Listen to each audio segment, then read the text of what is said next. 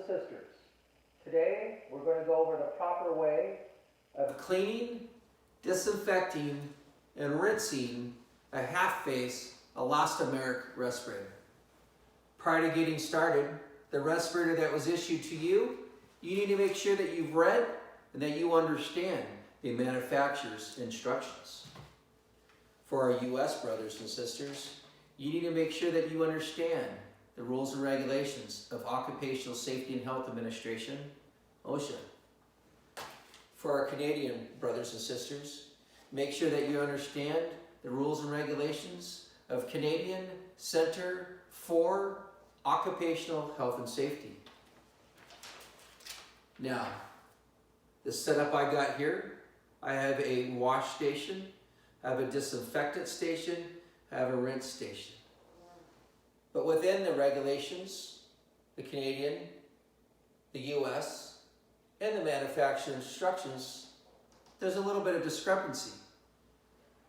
But the Canadian regulations and the OSHA regulations do state to follow the manufacturer's instructions. Manufacturer's instruction says the water not over 120 degrees. The US standard, federal standard, says not over 110 degrees. The Canadian standard says not over 120 to 140 degrees.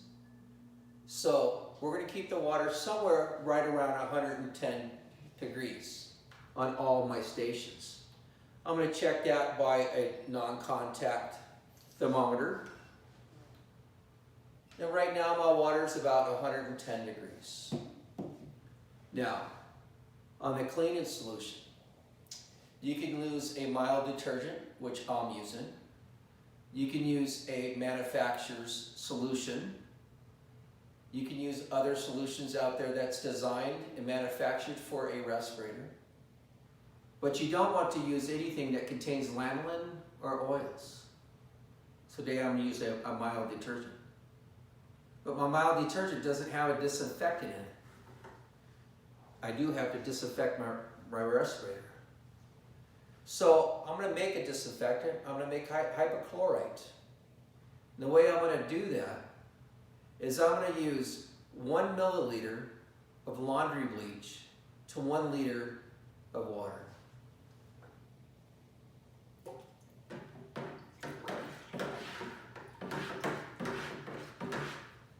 Stir that up. We have a disinfectant. Now I got my rinse bucket. Don't overestimate or underestimate your rinse.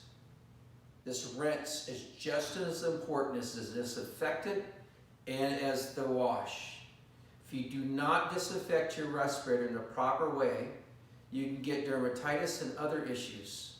So make sure that you clean and rinse the respirator in the proper way. We've checked our water. Our water's at good cleaning temperature.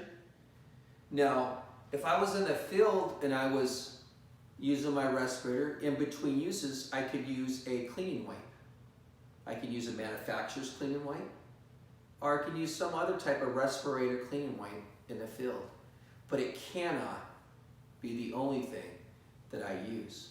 My respirator must be cleaned daily. In fact, the Occupational Safety and Health Administration, OSHA regulation says mandatory. Canadian says follow manufacturer's instructions. Manufacturer's instructions says clean daily. So you need to clean your respirator thoroughly on a daily basis. And to do that, you need to take your respirator apart. Now we're using my 3M 7300 series Half Face Elastomeric Respirator.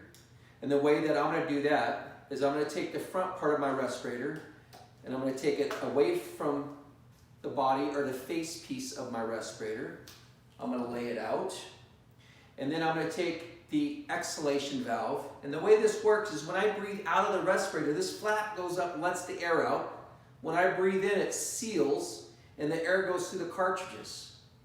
So when I breathe out, I'll show you those in a second. The diaphragm seal and forces the air back out. So I'm going to take out the exhalation valve. by just pulling, it's got these tabs in there that hold it in. So I'm going to pull those out. Then I'm going to take my inhalation valves. And I want to make sure they're not distorted, they're round. They can be replaced. They got replaceable ones out there. I'm going to pull both of those out of there. Now I'm left with the body of my respirator. I'm going to take my cleaning solution and then put my respirator in there, and I'm going to use a bottle brush. I found a bottle brush works very well, and it's soft bristles because I don't want to distort the respirator. I don't want to scrub it so hard that I start tearing it or distorting it in any way. I find that a bottle brush works very well at cleaning the respirator. So I want to make sure that I get in all the crevices all around the respirator, in every part of the respirator, and make sure that it's thoroughly cleaned. Make sure it's thoroughly cleaned. That is good. And then I'm going to put it into my disinfectant. And my disinfectant solution, which I told you was hypochlorite, I'm going to let it soak for approximately 2 minutes. So as that's soaking, I'm going to take the front piece of my respirator with the head strap and the neck straps, and I'm going to clean that using my bottle brush. Again, I find that a bottle brush works very well.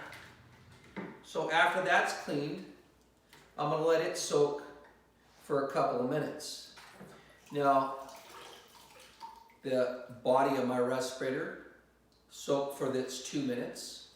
So what I'm going to do is make sure that I rinse it off very, very, very well. Now, running water going down a sink is preferred, because that way the disinfectant and the soap doesn't start building up in your rinse water. If you use a rinse water, make sure that, and you're using it in a bucket scenario, make sure that you're changing your rinse water often. Again, very important step. You don't want to miss it, and you want to make sure that you thoroughly rinse everything off the respirator. Then you either want to hand dry your respirator if you're going to use it, but you want to use a lint-free rag, and you don't want to scrub on it. You just kind of want to pat it dry, and that way you're not distorting the face piece of the respirator itself. But I like to let mine air dry. So I'm going to take my piece as I was rinsing that off, my front part of my respirator, and I want to rinse it. Make sure it's thoroughly rinsed. And I like to go step by step, piece by piece. That way I don't lose track of what I'm doing, because it's very important that you get your respirator thoroughly cleaned. So I'm going to let that air dry. Now I got my exhalation valves to clean. I'm going to make sure that I place that in there. I'm going to hold it in my hand. I'm going to take my bottle brush. I'm going to clean both sides of my exhalation valve. I'm going to stick it in my disinfectant for approximately 2 minutes. And as you notice, I'm wearing gloves, right? It's very important that when you're cleaning your respirator that you're wearing gloves.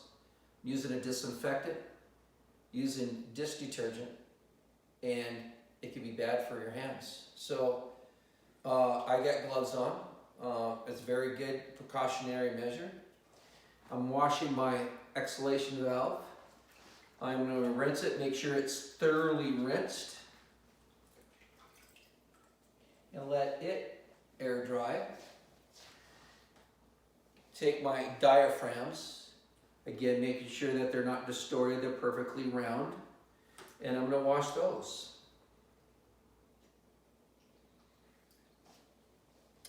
And place that one in the disinfectant. I don't like to do the other valves and stuff together because you kind of lose track of them when they're in there. But I have two of the same valves, good shape. I'm going to wash this one, stick it in the rinse water or the disinfectant water, and make sure that this one is good again. I'm going to stick it in the rinse water and make sure that it's thoroughly rinsed, completely rinsed. All the disinfectant, all the cleaning solution is off the diaphragm. Take my other diaphragm out of the disinfectant water. Make sure that I rinse it thoroughly.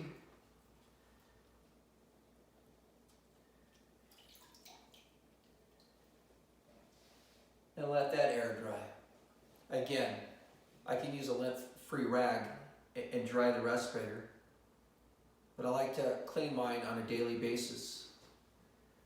Now, it depends on what your respirator was used for. Sometimes we might have to, by a respiratory program that a contractor is supposed to have, is leave our respirator at work, but we still have to clean them on a daily basis. So at work would need a cleaning station and a disinfectant station so you can clean and disinfect the respirator at the end of the shift. But if you bring your respirator home, then you can have a cleaning station set up at your house. If what you were dealing with wasn't too hazardous, you can use a sink. This is the way I like to do it. But there's other options, there's other avenues, there's other ways that you can clean and disinfect your respirator.